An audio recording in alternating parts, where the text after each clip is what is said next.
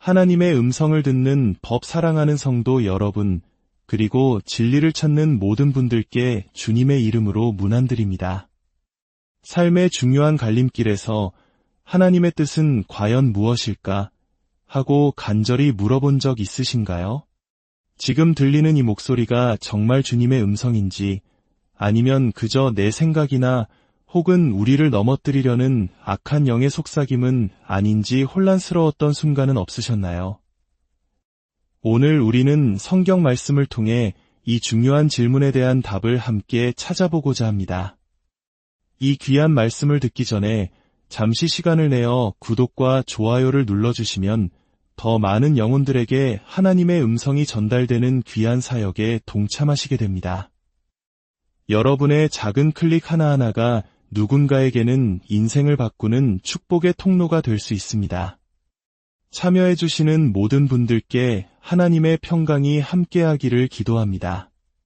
거룩하신 주 예수님, 당신의 귀한 말씀을 주심에 감사드립니다.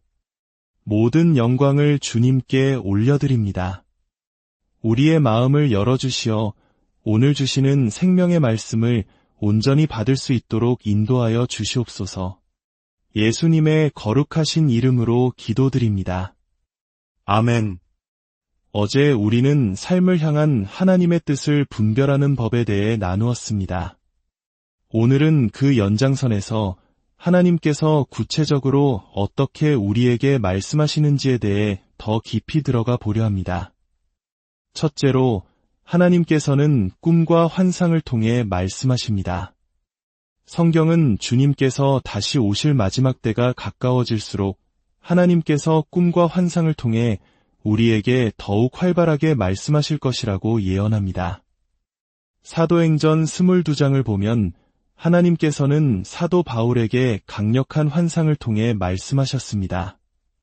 바울이 예루살렘 성전에서 기도할 때 그는 비몽사몽간에 주님을 보았습니다. 주님께서는 그에게 속히 예루살렘에서 나가라. 그들은 내가 나에 대하여 증언하는 말을 듣지 아니하리라고 말씀하셨습니다. 바울은 주님께 자신이 과거의 교회를 얼마나 핍박했는지 알기에 사람들이 자신의 말을 믿지 않을 것이라고 항변했습니다. 스데반 집사가 순교할 때 자신이 그 자리에 있었던 사실까지 고백했습니다. 하지만 주님께서는 단호하게 말씀하셨습니다. 떠나가라. 내가 너를 멀리 이방인에게로 보내리라. 이것이 바로 바울을 로마와 온 이방 세계로 보내시려는 하나님의 위대한 계획이었습니다. 구약의 요셉과 신약의 요셉 역시 꿈을 통해 하나님의 뜻을 받았습니다. 특히 욥기 33장은 하나님께서 우리가 잠들기 직전 그 몽롱한 순간에 어떻게 말씀하시는지 놀랍도록 생생하게 묘사합니다. 14절은 이렇게 말합니다. 하나님은 한 번 말씀하시고 다시 말씀하시되 사람은 관심이 없도다. 하나님께서는 분명히 말씀하시지만 우리가 그것을 깨닫지 못한다는 것입니다. 언제 말씀하실까요? 15절은 사람이 침상에서 졸며 깊이 잠들 때에나 꿈에나 밤의 환상 중에 라고 말합니다. 완전히 잠든 것도 완전히 깨어있는 것도 아닌 그 순간에 하나님께서는 사람의 귀를 여시고 그들의 교훈을 인치신다고 했습니다. 왜일까요? 그가 잘못된 길로 가는 것을 막고 그의 교만을 꺾어 파멸로부터 건져내시기 위함입니다. 하나님께서는 우리가 위험한 길로 향하는 것을 보시고 우리의 잠을 방해해서라도 우리를 구원하기 위해 개입하십니다. 저는 이 순간들을 절대 무시하지 않는 법을 힘겹게 배웠습니다. 완전히 잠들지도 깨어있지도 않은 그 순간에 문득 무언가를 깨닫거나 보게 되는 경험을 가볍게 여기지 마십시오. 만약 사람이 이 경고를 계속 무시하면 어떻게 될까요? 욥기는 때로 하나님께서 그 사람의 관심을 끌기 위해 그의 침상의 고통을 허락하신다고 말합니다. 육신의 고통을 통해서라도 그가 잘못된 길에서 돌이켜 생각하게 만드시려는 하나님의 사랑의 채찍인 것입니다. 식욕을 잃고 살이 빠지고 뼈가 앙상해지며 죽음에 가까운 고통을 겪게 될 수도 있습니다. 이는 그가 하나님의 음성에 귀 기울이지 않았기 때문입니다. 하지만 그 순간에도 하나님의 자비는 놀랍습니다. 사람이 고통 속에서 자신의 죄를 깨닫고 회개하면 하나님께서는 내가 대속물을 찾았으니 그를 구원하여 구덩이에 내려가지 않게 하라고 말씀하시며 십자가의 은혜를 보여주십니다. 그리고 그의 살을 어린아이보다 더 연하게 하시고 젊음을 회복시키시며 기쁨으로 하나님의 얼굴을 뵙게 하십니다. 이 모든 과정은 우리 영혼을 파멸에서 건져내어 생명의 빛을 비추시려는 하나님의 선하신 계획입니다. 둘째로, 하나님께서는 기록된 말씀, 즉 성경을 통해 가장 확실하게 말씀하십니다.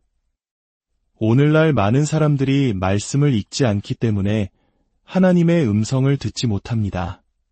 다니엘 9장을 보면 다니엘은 예레미야서를 읽다가 이스라엘의 포로 생활이 70년 만에 끝날 것이라는 하나님의 뜻을 깨달았습니다.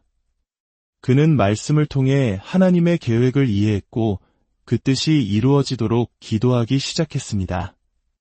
하나님의 말씀은 우리의 길을 비추는 등불이며 그의 뜻을 아는 가장 확실한 통로입니다. 셋째로, 하나님께서는 우리의 삶의 환경과 상황을 통해 인도하십니다. 창세기 24장에서 아브라함의 늙은 종 엘리에셀은 이삭의 아내를 찾으러 길을 떠났습니다.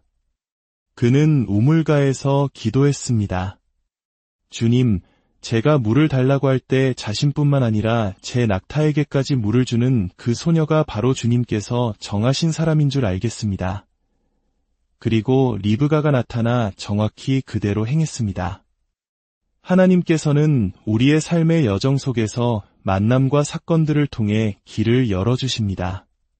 넷째로, 하나님께서는 우리 안에 내주하시는 성령의 은사와 평강을 통해 말씀하십니다. 골로새서 3장 15절은 그리스도의 평강이 너희 마음을 주장하게 하라고 말씀합니다. 하나님께서는 우리 안에 언제나 작동하는 영적인 내비게이션 시스템을 심어두셨습니다. 바로 마음의 평안입니다. 어떤 결정을 앞두고 마음에 깊은 평안이 임한다면 그것은 주님의 뜻일 가능성이 높습니다. 그러나 혼란스럽거나 두려움이 밀려온다면 잠시 멈추어야 합니다. 주님의 인도하심에는 혼란이 없습니다. 오직 평강만이 있습니다. 주님께서 주시는 평안은 잠시 있다 사라지는 것이 아니라 상황을 뛰어넘는 깊은 확신을 줍니다. 그리고 그 길의 끝에는 반드시 놀라운 축복이 예비되어 있습니다. 주님께서 말씀하실 때는 서두르지 않으십니다. 이사야서 52장 12절은 너희가 황급히 나오지 아니하며 도망하듯까지 아니하리니 라고 말씀합니다. 조급함은 일을 망칩니다.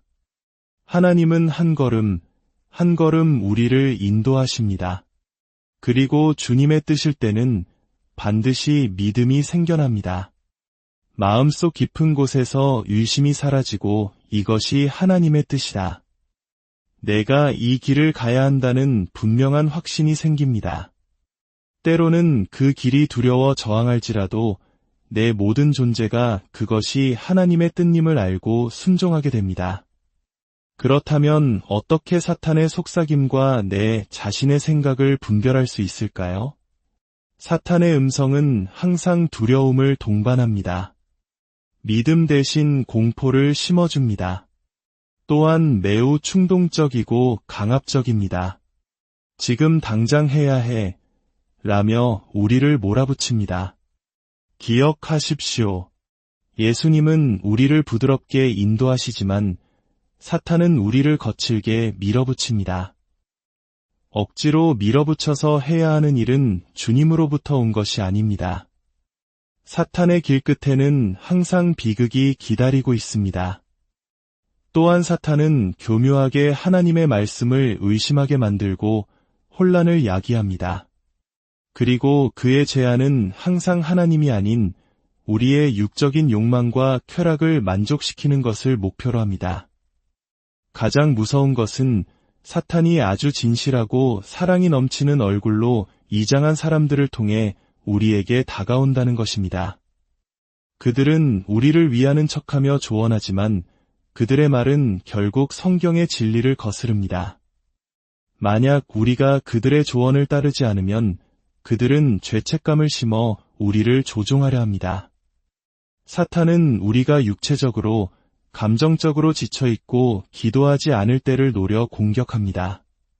반면에 우리 자신의 생각에서 비롯된 목소리는 어떨까요? 그것은 대개 미리 계획되고 계산된 것입니다. 거기에는 성령의 강권적인 역사나 확신이 없습니다. 또한 아주 짧게 지속되다가 쉽게 변합니다. 스스로 내린 결정은 참된 평안을 주지 못하며 오히려 마음속에서 끊임없이 반복되며 우리를 괴롭힙니다. 이렇게 할까? 저렇게 할까? 하는 생각이 꼬리에 꼬리를 물고 이어집니다.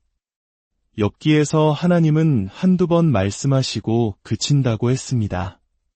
그러나 우리 생각은 멈추지 않고 맴돕니다.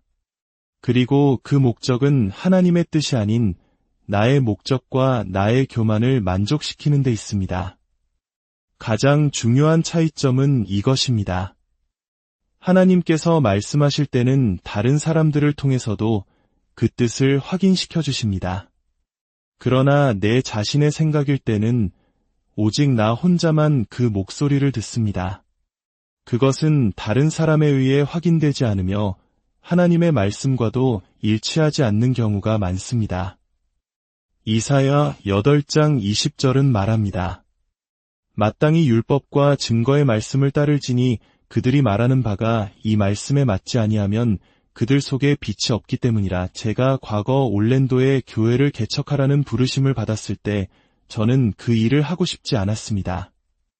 저는 전 세계를 다니는 부흥사로 부름받았다고 생각했습니다. 그래서 저는 기드온처럼 하나님께 표적을 구했습니다. 주님, 이것이 정말 주님의 뜻이라면 제가 대관한 큰 집회 장소가 가득 차게 해주십시오. 놀랍게도 그곳은 발 디딜 틈 없이 찼습니다. 주님, 그렇다면 제게 교회를 시작할 건물을 주십시오. 그러자 하나님께서는 한 건물을 예비해 주셨습니다. 저는 여기서 멈추지 않고 하나님께 더 어려운 과제를 드렸습니다. 주님, 그렇다면 단 하루 만에 교회의 모든 찬양팀과 음악사역부를 꾸려주십시오. 인간적으로는 불가능한 일이었습니다. 그런데 제가 플로리다 잭슨빌에서 집회를 인도하고 있을 때 그곳의 한 목사님께서 자신의 교회 찬양팀 전체를 저에게 보내주셨습니다. 기적이었습니다. 하나님께서는 꿈과 환상, 말씀, 주변 사람들의 확증, 그리고 제 마음속에 누구도 부인할 수 없는 평강을 통해 반복해서 말씀하셨습니다. 그 결과 교회는 3년 만에 성도 수 공명에서 1만 명으로 성장하는 기적을 경험했습니다. 하나님께서는 여러분 각자에게도 동일하게 역사하십니다. 주님, 이 말씀을 듣는 모든 당신의 자녀들에게 지혜와 계시의 영을 부어주시옵소서. 주님의 음성과 세상의 소리를 분별할 수 있는 영적인 길을 열어주시옵소서. 그들의 삶을 향한 당신의 선하고 온전하신 계획을 깨닫는 영적인 눈을 열어주시옵소서. 그들이 매일의 삶 속에서 주님의 세밀한 인도하심을 받아 단 한 번도 실수하지 않게 하시고 온전한 인도를 받는 축복을 누리게 하여 주시옵소서. 여러분의 삶이 하나님의 인도하심 안에서 형통하고 모든 일에 성공하기를 예수 그리스도의 존귀하신 이름으로 축복하며 기도드립니다.